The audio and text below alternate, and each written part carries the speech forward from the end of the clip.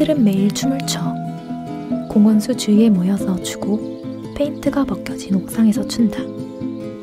너는 파트너 없이도 췄다. 여름밤 거리에서 췄고 눈 덮인 해변에서 췄지. 아무도 없는 방에서 팔을 흔들던 네 모습을 나는 누워서도 본 것 같았다. 이세의 시 여름으로부터 일부를 읽어드렸습니다. 안녕하세요 소라님들. 문학의 소리를 듣고 전하는 문학라디오 문장의 소리입니다. 저는 우다영입니다. 803회 1부는 지금 만나요로 진행됩니다. 지금 만나요는 새 책을 낸 작가들을 만나 작품을 둘러싼 다양한 이야기를 들어보는 시간입니다. 오늘은 시집 나도 기다리고 있어를 출간하신 이세희 시인님과 함께합니다. 안녕하세요. 안녕하세요. 문장의 소리 청취자분들께 간단한 자기소개 부탁드립니다. 소라님들 안녕하세요. 저는 이세희입니다. 지난 2월에 첫 시집을 발간했고요. 경기도 파주에서 살고 있습니다. 파주의 자랑스러운 이세희 시인님을 모셨고요. 네.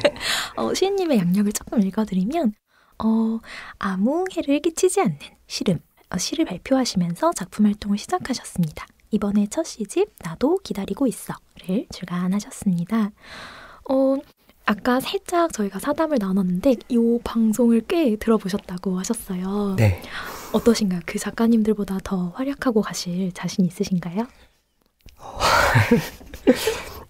자신이 있는 건 아닌데 그래도 열심히 해보겠습니다. 그러니까 이제 이 방송을 준비하면서 저한테 질문을 하나 하셨는데 많이 떠신 분들이 있나요? 라고 뭔가 더 많이 있으셨다는 것. 네, 안심하시고 떠셔도 됩니다. 그러면 시님의 근황부터 여쭤보고 싶은데요. 일상에 특별한 이슈가 요새 있으셨나요? 아무래도 시집 출간이 가장 큰 이슈였고요. 시집 출간한 2월에 제가 다시 일을 시작하게 됐거든요. 그래서 제가 파주에 살고 있었는데 직장은 합정 쪽에 있어요. 그래서 파주에 살 때는 파주랑 일산에서 주로 이렇게 다녔거든요. 그때는 파주가 진짜 좋다 이렇게 생각했는데 서울에 자주 오니까 서울도 좋구나. 합정이 참 좋구나. 네, 합정이 참 좋구나. 네. 이런 생각이 많이 들더라고요. 얼마 전에 나오신 작가님이 파주에서의 이야기를 좀 들려주셨던 것 같은데 춥다고. 네. 여름에 시원하고 네. 겨울엔 좀 춥습니다. 네. 저희가 앞에서 제가 낭독드린 그 시인님의 시가 여름으로부터잖아요. 네. 네, 다음 여름에도 사람들은 춤을 추겠지. 네. 이제 누군가 다가와 나의 어깨를 감싸고 나는 그의 팔을 잡고 일어서게 되는 여름. 전 여름을 좋아해서 이 문장이 너무 좋더라고요. 네. 그래서 세희 작가님은 새해가 되면 어떤 계절을 좀 기다리게 되시는지 궁금합니다. 저는 사실 여름보다는 가을이 좀 더 좋고요. 네, 가을에서 겨울 넘어가는 그때가 제일 좋은 것 같아요. 좀 선선하고 맑을 때를 좋아하시는군요. 네, 그래서 11월이 제일 좋습니다. 네, 지금도 약간 갈색갈색한 느낌으로 저희 오늘 색을 맞췄네요. 아, 그러게요. 네, 저희가 지금 갈색갈색하게 녹음을 하고 있습니다. 세희 시인님 이력에 굉장히 흥미로운 점이 있는데요. 신학을 전공했다라는 그 프로필을 적어주셨어요. 네. 이 부분에 대해서 살짝 이야기 들려주실 수 있을까요? 네, 제가 태어날 때부터 기독교인으로 태어났거든요. 부모님이 교회 다니셔가지고 근데 이제 어린 시절부터 교회에서 가르쳐 주시는 것들을 좀 믿기가 어려웠어요. 그래서 다른 사람들은 뭐 종교적 체험도 하고 교회 문화에도 너무 잘 적응하고 하는 모습을 보면서도 나는 왜 이렇게 교회가 힘들지? 이런 생각을 많이 했거든요. 그래서 기독교를 알고 싶어가지고 어쩌면 좀 기독교를 잘 떠나고 싶어서 신학을 공부해야겠다고 결심을 했습니다. 굉장히 의외의 선택을 하는 분을 앞에 모시고 있는데요. 전공을 했다는 것은 대학교 때 전공을 했다는 말씀이신 거죠? 네, 대학부도 전공하고요. 그 신학대학원 같이. 네. 가방줄이 기신. 궁금한 게 그러면 굉장히 큰 전환을 맞으신 건데 그것에는 어떤 계기가 있으셨나요?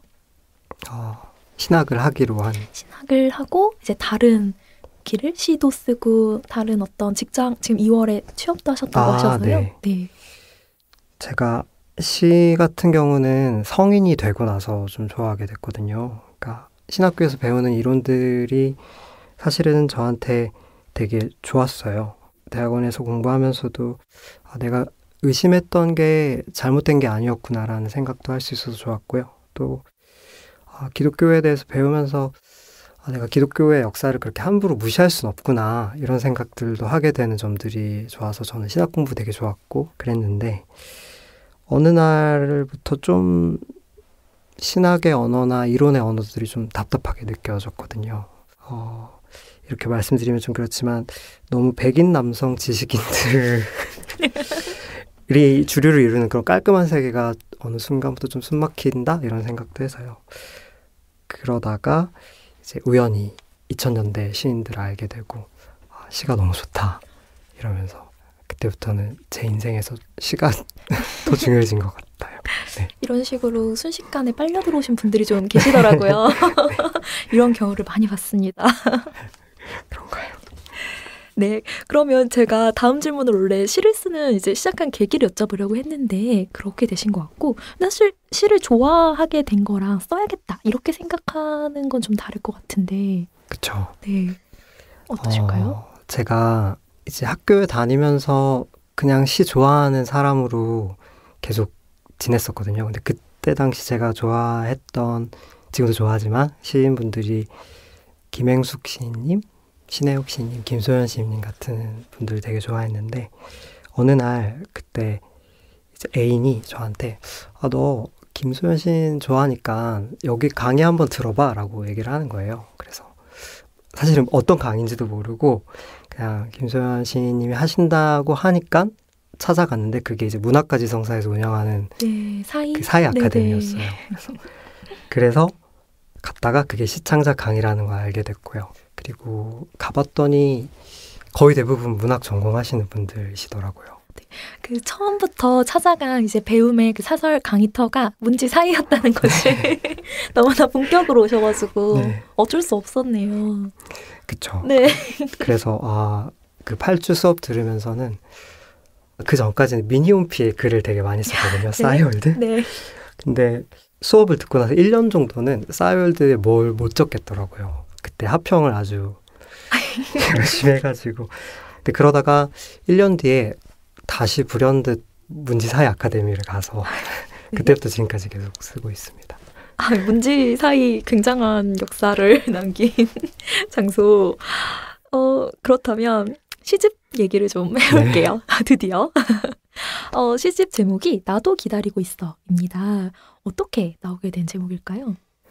제 시집 원고를 처음 보셨을 때 제 시집의 편집자님이 서윤우 시인이신데 처음부터 이 제목을 가장 마음에 들어 하셨어요. 그래서 다른 후보군들도 있었지만 이 제목을 얘기하셨고 저도 처음에는 살짝 좀 걱정되었던 부분이 너무 나의 시집이 다정하게 비춰지지 않을까라고 걱정을 했었는데 좀 시간이 지나면서 저도 설득이 됐었죠. 그래서 이 제목으로 정하게 됐고요. 사실은 제목도 정하고 표지도 정해지고 거의 출간을 앞두고 제가 메일을 드린 적이 있어요. 갑자기 다른 제목을 하고 싶다고. 막 마음이 요동쳤나요? 네. 네. 근데 이제 다시 편집자님께서 전화해 주시고 다정하게 설득해 주셔가지고. 얼마나 다정했겠어요. 세연우 시인님이 얼마나 말씀을 또 잘하셨겠어요. 네, 많이 당황스러우셨을 텐데 감사하게 생각하고 있습니다. 그 출간을 앞둔 작가는 사실 그렇게 제대로 된 선택을 못할 때가 많더라고요. 편집자님들이 설득을 잘해주시면 거의 올바른 선택을 하게 되더라고요. 그러게요. 저는 아주 긴 메일을 받았어요. 이것은 이 제목이 되어야 되는 이유와 장단점 뭐 이런 것들. 네, 좋은 편집자님들과 함께 나온 시이고요. 기다림에 대해 얘기를 좀 들어보고 싶은데 시인님께서는 약속 장소에 먼저 가서 기다리시는 스타일인지 기다리는 사람을 만드는 스타일이신지 궁금합니다. 제가 약속에 늦으면 좀 되게 초조해하는 편이어가지고 대체로 일찍 가는데요. 어떤 사람들과의 약속은 항상 한 10분씩 늦더라고요. 이유가 뭐죠? 저도 왜 그렇지라고 생각해봤는데 약간 늦어도 될 것 같은 사람들. 좀 친할수록 좀 그런 일이 일어나나요? 그런 것 같아요. 그리고 특히 이제 같이 시 쓰는 친구들이랑의 약속은 저도 항상 좀 늦는 것 같은데 대부분 저보다 더 늦는 분들이 계셔가지고 아유, 이렇게 말하다 보면 정말 저희가 좀 그런 작가들인 것 같아지니까 비밀을 좀 네. 지켜주시면 좋을 것 같고요. 시인님이 경험하신 특별한 기다림의 순간도 여쭤보고 싶습니다. 뭔가 그런 장면이 좀 있으실까요? 첫 시집을 지난 시를 쓰기 시작한 이후부터는 제일 좀 간절하게 기다렸던 것 같아요. 네. 시를 쓰기 시작한 다음에 몇 년 정도 쓰신 시들을 모은 걸까요? 제가 2015년부터 열심히 쓰기 시작했는데요. 이 시집에 실린 시는 2016년 여름쯤인 것 그럼 같습니다. 시작하자마자 1년만 시작하고 그 다음엔 다 막 실전 시들이었던 건가요? 아니요. 많이 쓰고 많이 버리고 그랬습니다. 네, 약간 도톰해요. 분량도 꽤 있는 첫 시집을 내셨습니다. 그러게요. 9년 정도니까요. 네.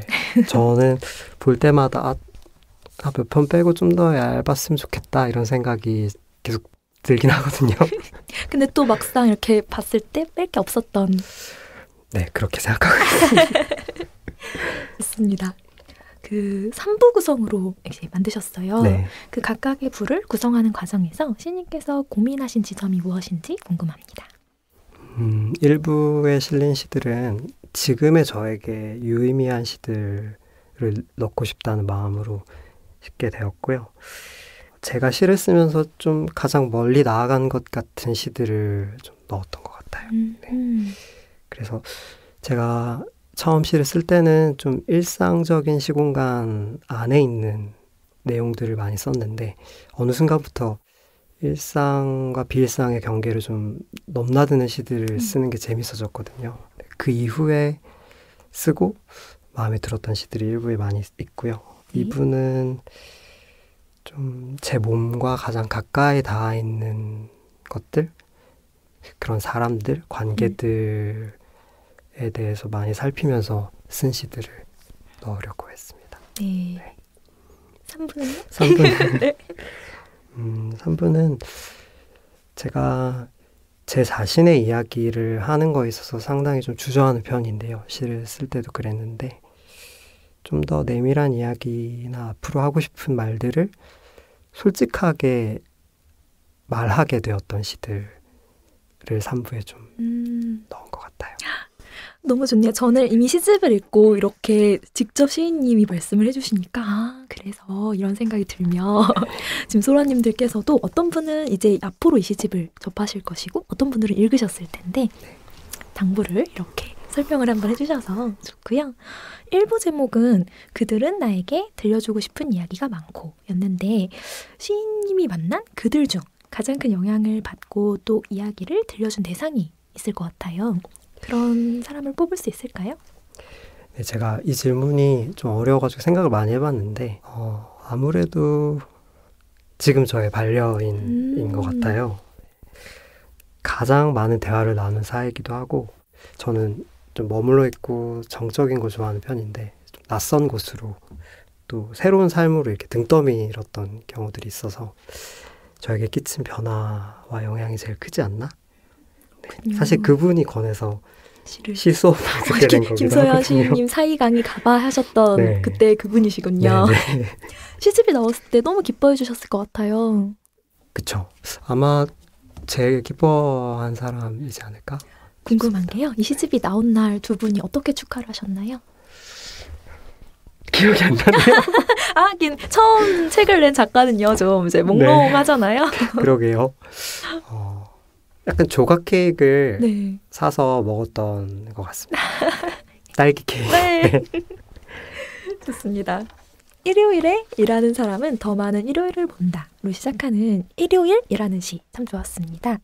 그 시인님께 그 일요일은 어떤 의미인지 여쭤보고 싶었는데요. 저는 이제 신학을 공부했다 말 때문에 예배일인가? 이렇게 생각을 했거든요. 네, 어떨까요? 그쵸, 예배일이기도 하죠, 일요일이. 네.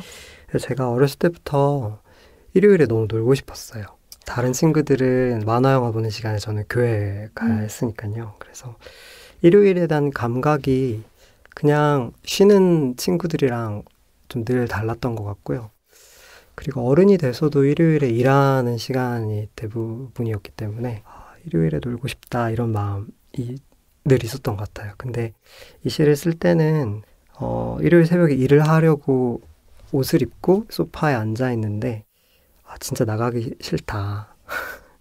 안 나가고 놀러 가면 어떨까? 이런 생각이 드니까 그 일요일에 대한 여러 가지 기억들이나 저의 바람들이 이렇게 슥슥슥 들어오더라고요. 그러면서 당직 근무하시는 분들이라든지 자영업 하시는 분들도 어쩌면 같은 마음이 아닐까? 일요일에 일하시는 분들은 어떨까? 이런 생각들까지 이제 뻗쳐가면서 이 시를 쓰게 됐고요. 그리고 내가 일하러 가긴 싫지만 나가고 없어져야 이 집에서 없어져야 이 집도 쉬고 이 집에서 나랑 같이 지내고 있는 사람도 좀 충분히 쉬겠구나 뭐 이런 생각들. 그 말이 있잖아요.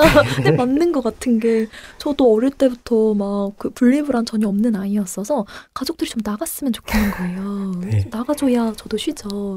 그리고 고양이들도 출근하던 사람이 안 하면 토하고 막 이러잖아요. 네, 그렇습니다. 나가줄 사람이 좀 나가줘야 평화가 있고요. 네. 저는 더 많은 일요일을 본다에서 이 시집이 참 보는 시선이 많아요. 본다, 지켜보고, 발견하고 보고. 그래서 어떤 눈을 가지셨을까? 본다의 감각을 굉장히 많이 쓰신 것 같아서 궁금했습니다. 그래서 이 질문을 드리며 관찰을 굉장히 많이 하시지 않을까 생각했고요. 뒤돌아보면 이라는 시에서 그 다니구치 지로의 만화책 이야기로부터 시작해서 이발 쌓인 할아버지로 넘어가는 내용이 나오는데요. 그 엄마, 큰고모, 고모 좀 으스으스하기도 해요. 뒤에 내용은. 근데 이 시를 읽으면서 시인님의 가족 이야기에 관해 더 깊게 들어보고 싶더라고요. 이 작품을 쓰게 된 과정을 들려주실 수 있을까요? 이 시는 제가 2023년 가을부터 한 1년 정도 미국 뉴욕에서 지냈었거든요. 저의 그 배우자가 유학을 하게 되면서 그러다 보니까 머리카락을 집에서 잘랐어요. 네, 비싸니까요. 네네. 그래서 화장실에서 이제 망토를 두르고 자르고 있는 상황에서 이제 저의 옛날 가족들, 친척들이 좀 생각이 나더라고요. 저희 할아버지가 전라남도 작은 섬에서 평생을 사셨는데 목수일도 하시고 이발사 일도 좀 하셨었어요. 두 가지는 좀 다른 투박함과 섬세함, 둘 다 섬세할까요? 좀 강인한 섬세함과. 그러게요. 네. 원래는 다른 분들 대부분은 어부나 농부를 하셨는데 그런 것에 적응을 잘 못하시고 이제 어떻게 보면 이 일 저 일을 전전하시면서 젊은 시절을 보내신 거죠. 그래서 할아버지도 고모들 생각을 많이 하게 됐고요. 할아버지가 어찌됐든 그런 가부장제 가부장으로 평생을 사신 분인데 많은 부분에서는 가부장제의 수혜자이고 가해자이지만 분명히 또 한편으로는 할아버지 본인이 좀 피해자이기도 하겠구나라는 생각들을 어느 순간부터 좀 하게 됐거든요. 그래서 그런 할아버지의 모습이 제 안에도 있을 테니까 그걸 좀 잘 보고 어떻게 하면 가부장제를 잘 해체할 수 있을까 내 안에 그런 생각들 그런 관심사가 반영된 시라고 생각합니다. 뭐 가부장제의 그 주인이기도 하지만 피해자이기도 한 할아버지랑 친하셨나요? 아니요. 왜냐하면 이야기를 거의 안 하셨어요. 말씀이 거의 없으셨어요. 여기서도 관찰되는 할아버지 나와요. 그 이발을 하는 그 모습이 관찰되잖아요. 그렇죠. 이발 면도 그런 식으로 해보셨나요? 실질적으로 나중에 털이 면도를 할 만큼 수염이 난 다음에 옛날식 면도 거품을 바르고 날카로운 면도날로 해보셨나요? 한 번도 해본 적이 없는 것 같아요. 제가 바버샵 이런 데도 가본 적이 없으니까요. 네. 그랬군요. 네. 그 시집에 수록된 시편들을 읽으며 그 재밌는 상상을 엄청 많이 하시는 분인 것 같았어요. 네, 그 당장이라도 좀 어떤 사건이 벌어질 것 같은 분위기를 많이 느꼈는데요. 시인님은 좀 평소에 엉뚱한 상상을 많이 하시나요? 저는 다른 사람들에 비해서 많이 하진 않는 것 같아요. 저는 사람에 대한 생각을 좀 많이 해요. 그래서 누가 떠오르면 그 사람 뭐 하고 있을까? 그 사람 그때 나한테 왜 그렇게 말했을까? 그리고 그 사람이 갑자기 세상을 떠나면 나는 어떤 감정이 들까? 이렇게 제가 만났던 사람들에 대해서 상상을 많이 하는 편입니다. 사람에 대한 생각. 네. 뭐 안에서 온갖 생각할 수 있잖아요. 사람에 대한. 노코멘트로 할까요? 네.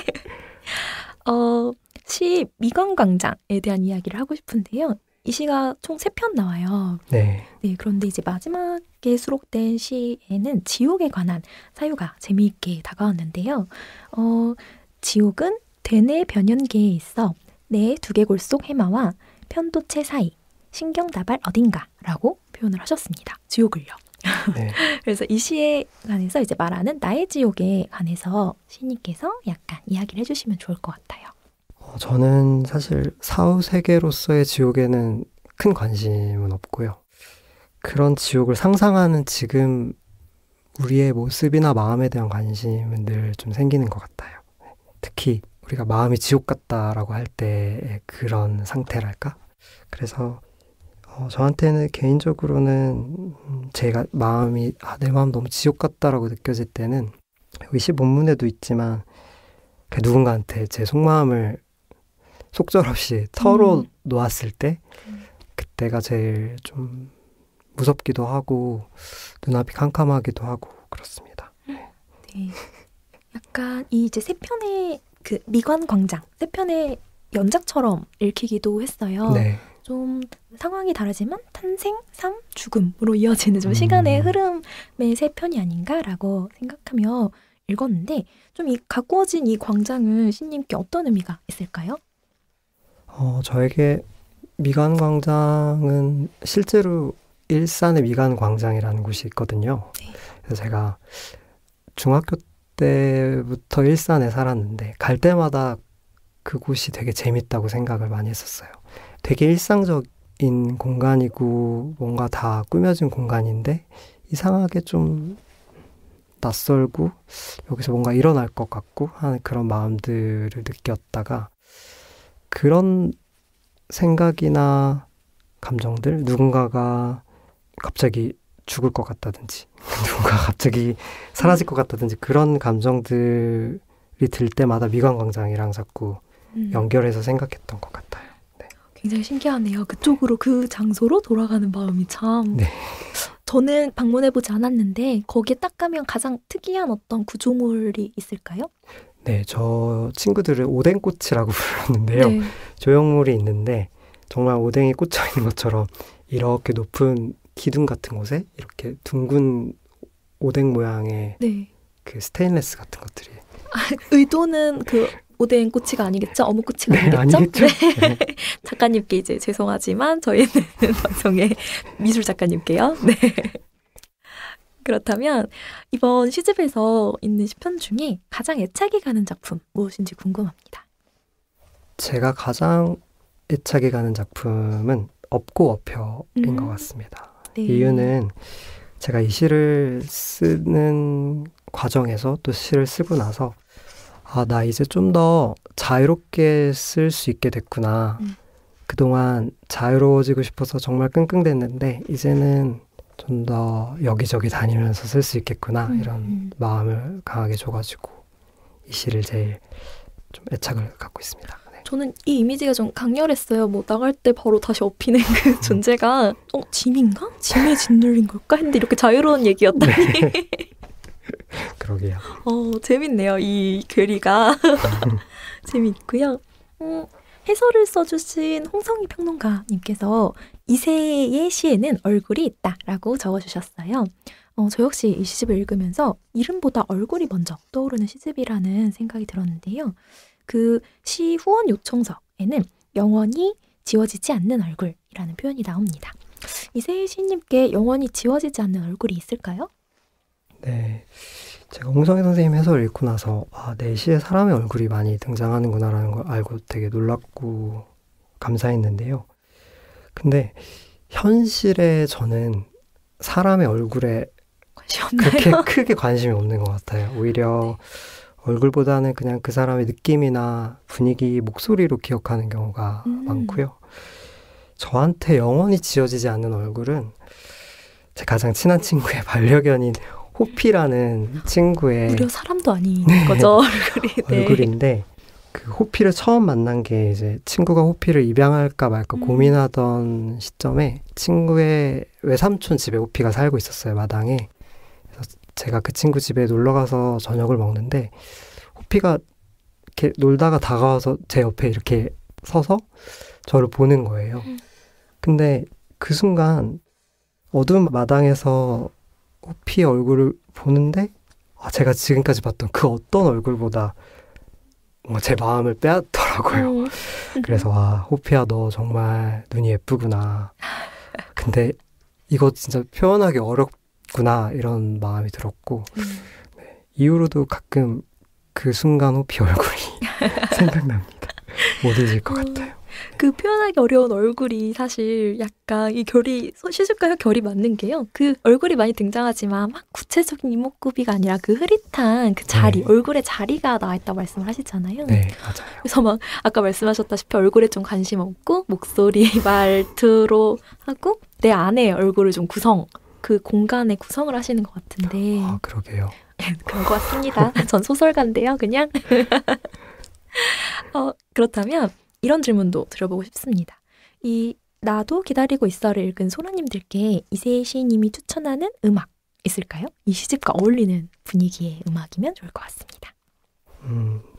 제가 생각해봤는데요. 조동익 선생님의 푸른 베개라는 곡이랑요. 한 곡이 아니군요. 네. 그 뮤지션 강하솔님의 디어라는 곡이 있어요. 제가 음악 듣는 거 되게 좋아하고 여러 장르 듣기도 하는데 뭔가 제가 궁극적으로 겪고 있는 감정의 원형이 이분들의 음악이 있구나라는 생각을 좀 하게 되는 것 같아요. 그래서 이제 다른 노래들 막 듣다가 정신 차려보면 이분들 음악 듣고 있더라고요. 두 곡을 꼽아주셨는데 그 두 곡을 번갈아 듣는 게 좋을까요? 그 진폭을 오가는 게 좋을까요? 한 분의 음악을 좀 듣고 그리고 그 다음 분의 음악을 듣는 게 저는 더 좋더라고요. 네, 소라님들 그렇게 들어주시면 될 것 같습니다. 소라님들도 그 시집을 꺼내 드는 순간이 좀 다르실 텐데요. 세희씨님은 언제 좀 시를 읽고 싶어지실까요? 저는 내가 좀 지겨울 때? 지겨울 때? 나 자신이요? 네, 나 자신이 제 스스로 생각해도 나 진짜 너무 좀 지겨운 상태다. 내가 좀 지겨워 보인다 이럴 때 시집을 찾는 것 같아요. 그런 순간이 많이 와야 시를 많이 읽는 건가요? 그런 순간이 상당히 자주 옵니다. 다행이지 뭡니까? 네.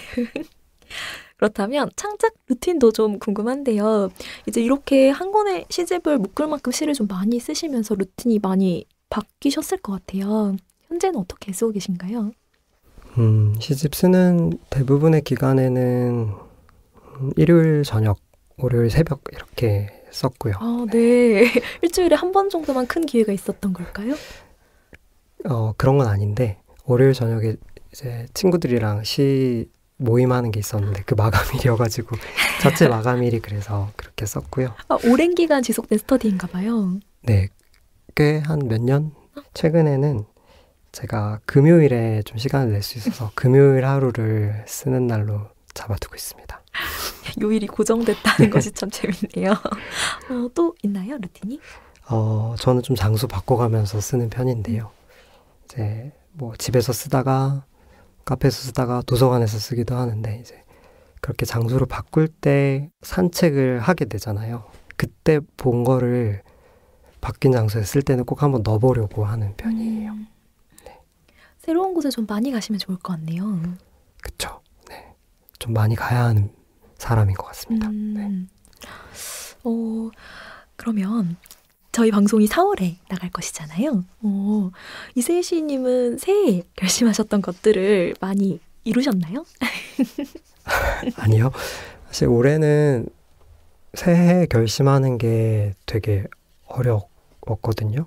그래도 이제 1월 되면서 그래도 해보지 않았던 거 한번 해보자라는 마음이 생겨가지고 그 합정에 있는 소소사라는 출판사에서 운영하는 일기클럽에 참여한 적이 있어요. 4주짜리 가서 제 일기를 쓰고 다른 분들이랑 그 일기를 나눠보는 걸 했는데 그게 저에게는 거의 유일하게 결심을 실행한? 네.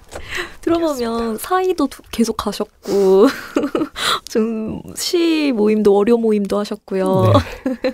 이거 클럽 모임 이런 거 소모임 중독 아니신가요? 아, 그러게요. 저 별로 안 그런 줄 알았는데 말씀 들어보니까 은근히 같네요. 네. 그렇다면 최근 시인님의 일상 속에서 지나가는 것들 중 이것은 시로 담고 싶다 하고 포착된 것이 있었을까요? 네, 제가 몇 주 전에 집회를 갔는데요. 네. 가만히 앉아서 저 발언대 앞에서 발언하시는 분들 이야기 들으면서 참 말씀 잘하신다 이런 생각하다가 하늘이 맑아가지고 하늘을 쳐다봤는데 새들이 빌딩 위에 앉아 있는 거예요. 빌딩에 앉아서 다른 사람들은 다 발언대를 보고 있는데 새들은 완전 다른 곳을 바라보며 서로 놀고 있는 것 같은 모습이 되게 좋아 보였어요. 그래서 제가 시에 새를 등장시키는 경우가 거의 없는데 이거는 좀 써보고 싶다 이런 마음이 들었어요. 그 장면, 그 순간의 어떤 새들의 광장보다 더 먼 곳을 보는 새들의 시선? 네. 이 열기 넘치고 막 치열한 이것을 안 보고 딴 것을 보는 이 새들을 네. 네. 기대해 보겠습니다. 그렇다면 그 시를 쓰는 과정에서 가장 어려운 순간과 행복한 순간이 언제일지도 궁금합니다. 가장 괴로울 때는 다음 문장이 생각나지 않을 때 좀 제일 괴롭고요. 그럼 어떡하세요? 멈추시나요? 기다리거나 장소를 바꾸거나 몸을 좀 움직여보는 편입니다. 그리고 제가 썼는데 이거 괜찮은데 싶은데 이거 근데 지난번에 썼던 건데? 이렇게 뻔한 걸 반복하고 있는 제 자신을 볼 때 참 한심하다 이런 생각을 합니다. 네. 네, 그럼 행복한 순간도 말씀해 주세요. 그 시 쓸 때 이런저런 그 모티브들을 수집해서 쓸 때가 있는데 전혀 다르게 보이는 모티브들을 붙여놨는데 이상한 기운이 느껴질 때 제가 생각하지 못한 생각을 해낼 때 그때 너무 좋고요. 그리고 좀 부끄럽지만 제가 쓴 건데 이거 너무 좋다. 네, 그럼요. 나 이거 하려고 이렇게 끙끙댔구나 라는 순간이 좀 제일 좋습니다. 네. 그러려고 쓰는 거니까요. 네, 그 순간 자주 왔으면 좋겠습니다. 정말. 감사합니다. 네. 앞으로 예정되어 있는 시인님의 계획도 궁금한데요. 혹시 준비 중이신 게 있으실까요? 지금 5월 1일에 재미공작소라는 네, 물레에 있죠. 네, 곳에서 소스리스트라는 행사에 참여할 예정이거든요. 첫 시집의 모티브가 된 10가지 소스들을 소개하는 자리인데요. 네, 많은 관심 부탁드립니다. 네, 많은 관심. 그 재미공작소의 소스리스트가 굉장히 오래된 행사예요. 그렇더라고요. 네, 얼마나 오래된지는 정확히 모르겠지만 제가 신인일 때부터 하고 있었기 때문에 아주 오래된 것으로 알고 있습니다. 네. 그렇다면 낭독도 한 편 부탁을 드리고 싶은데요. 어떤 시를 골라오셨을까요? 네, 저는 미간광장이라는 시를 골라봤는데요. 네, 몇 번째 미간광장일까요? 이 시집에서 가장 먼저 나오는 네. 미간광장입니다. 70페이지에 네. 있고요. 네. 이 시가 사실은 시집에 실린 시 중에 가장 오래된 시이기도 하거든요. 네. 네. 이 시를 쓰고 나서 처음으로 어쩌면 내가 뭘 봤구나 그렇게 느끼게 만든 시였어요. 네. 네, 전해 듣겠습니다. 미간광장. 우리는 다시 아이의 이름을 짓기로 한다. 좋은 이름이 나오면 칭찬을 하고 우스운 이름이 나오면 웃음이 터진다. 이름마다 다른 얼굴이 떠오른다. 볼이 통통한 애, 눈이 사나운 애, 날 닮아 이목구비가 납작한 애. 이상하지. 새로운 이름이 바닥나도 아이들의 얼굴은 계속된다. 광장을 채울 것 같다. 다리가 흔들리고 힘없이 흔들리고 나는 발끝을 보다가 침을 삼키다가 바닥을 본다. 바닥에 안긴 햇빛은 공평하다.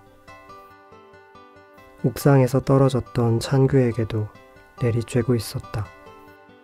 너와 내가 낳을 아이. 그림자가 더 길어진다. 저곳으로 몇 걸음만 떼도 우리는 이곳을 나갈 수 있겠다. 버거킹에서 노인들이 마주 앉아 와퍼를 나눠 먹는다.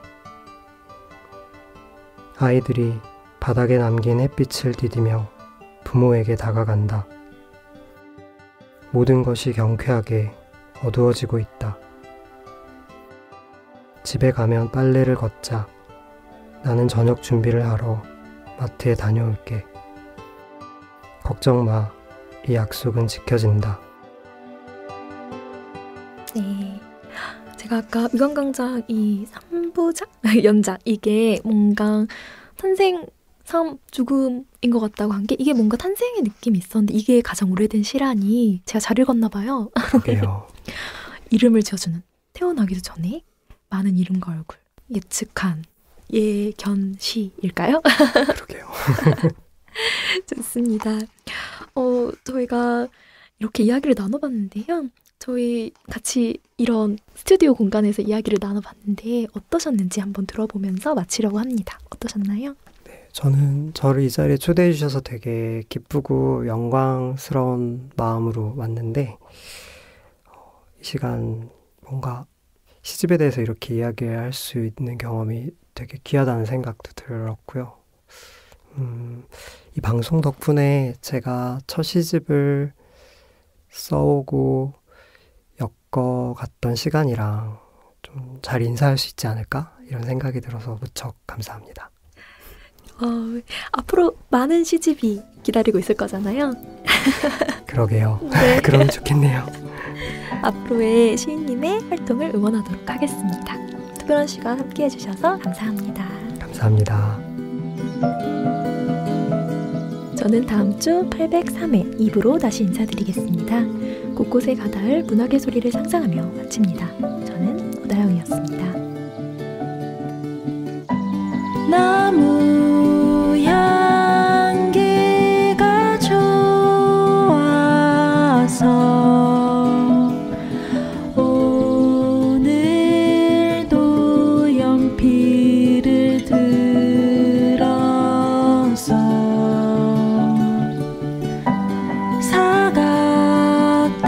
사각대는 소리 귀 기울이다 반가운 소식에 고개 들면